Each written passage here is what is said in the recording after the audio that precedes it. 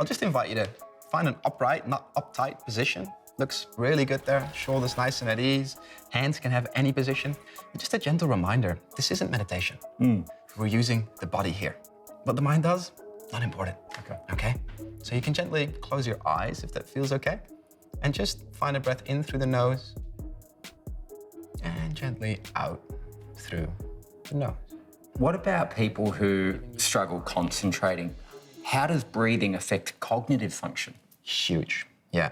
It has actually been shown that like a moment-to-moment shift in your breathing, and so what we're looking at is either breathing more shallow, right, or breathing faster, can actually impact the oxygenation of your brain. And just 1 or 2 breaths that are out of place will cut oxygenation to your brain by 2 to 5%. But it doesn't end there either. I was reading a research paper just the other day, and it was talking about how a lot of kids these days are essentially diagnosed with things like ADHD and ADD, and I'm sort of passionate about it myself because I got that diagnosis when I was a kid. But we never really dig deeper. And this paper was actually looking at those kids, and it was going, yeah, but how are they sleeping? Turns out a lot of them actually have sleep-disordered breathing. And if you don't breathe well at night, you don't breathe well during the day. And I mean, you can't live well, right? Yeah. It's that same story where the brain actually isn't able to fully recover, it isn't able to fully rest, it isn't able to fully sort of arrive at its natural state of deep rest, simply because the breathing's out of place. Now breath in for 5, 2, 3, 4, 5. Hold it there for 5, 3, 4, 5, and let it go for 5, 2, 3, 4, 5, and now pause. Hold it there for 5, 2, 3, 4, 5. Amazing. Now a breath in for 5 when you're ready. 2, 3, 4, 5, and out for 10, 2, 3. Well, let's talk about insomnia, because you're talking about obviously how children sleep. Yeah. So many people struggle going to sleep. There's issues across the board. Yeah. Breathing techniques prior to bed, is that what we're talking? I got something first, okay? This is scary. The statistics are scary, okay? There was a study from Scandinavia. It showed that 50% of men over the age of 50 now have sleep apnea. Half the population, right? Women after menopause, the numbers increase radically and they actually go higher than that. So if you don't learn to breathe properly, if you don't build a relationship with your breath in that way, you've got there's half the chance that you are going to develop sleep apnea, and this is no joke. It means that your body actually shuts down at night. Now the numbers go on and on. Snoring is at an all-time high, right? I was reading another thing which said that in America these days, 29% of homes are being built with an extra master bedroom. I was like, why? Because of snoring. They've just given up. They've just given up. They've just gone, you know what? That's it. We're reaching that point, and it is, if you don't learn to breathe properly, it will deteriorate over time, right? Particularly for men. And it's just such an issue.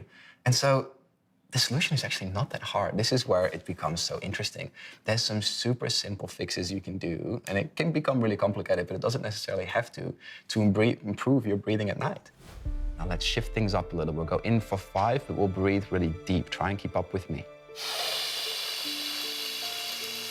4, 5, and out. 2, 3, 4, 5. Deeper in.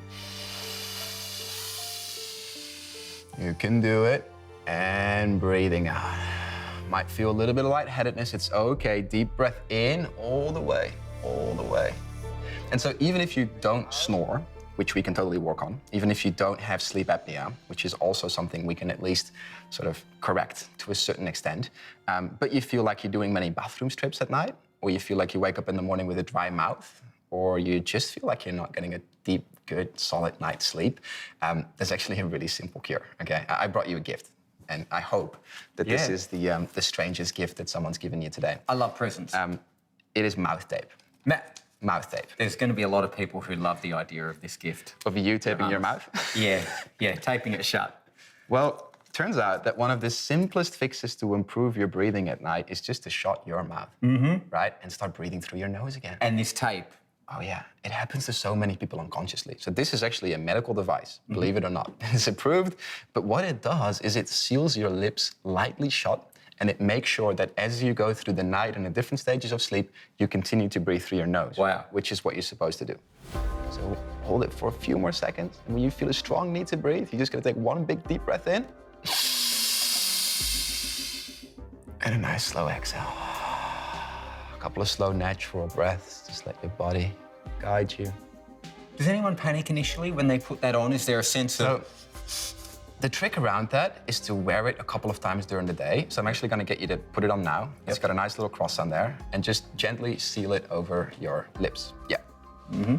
That's all there is to it. Now you'll notice it sits nice and comfortably. It's not too crazy, but this is actually helping your brain get used to the idea of you wearing the tape. So for most people, when they wear it for the first night, it actually feels like they sleep better. Some people wake up and the tape's like in their hair, right? And that's totally okay as well. We found that you gotta stick with it. And it comes off nice and gently. Take care there. I'll tell you what, I've never done an interview where the guest has told me to just stop talking. You're welcome. Yeah, anytime. I'm gonna give you a couple strips to try because we found you do it for about 7 nights. And you can just use any tape, by the way. Yeah. I recommend like a bit of micropore tape from the pharmacy. Yeah. Or there's specific brands and things out there. It's a thing, it's a trend. A lot of people are getting onto it, but essentially all we're trying to do is make sure that you breathe less, low, and slow at night. And it will improve your sleeping already. So without even having to change anything, it's sort of like the lowest hanging fruit. You can start making improvements in your sleep.